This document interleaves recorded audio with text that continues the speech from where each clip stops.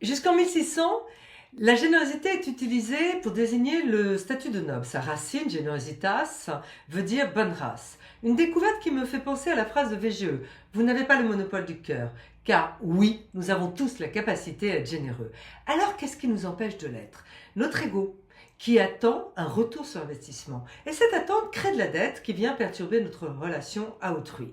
Pour être généreux, il s'agit de se connecter à partir de son cœur, ce centre énergétique qui permet la connexion à l'autre, l'émergence de nos envies et le sentiment d'être en vie.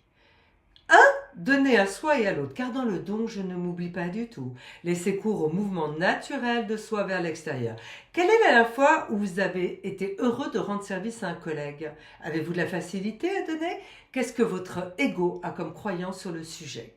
2. Recevoir de l'autre et de soi, tout en posant des limites et laisser libre cours au mouvement naturel de l'extérieur vers soi. Quel est le dernier feedback que vous avez reçu de votre manager qui vous a regonflé à bloc?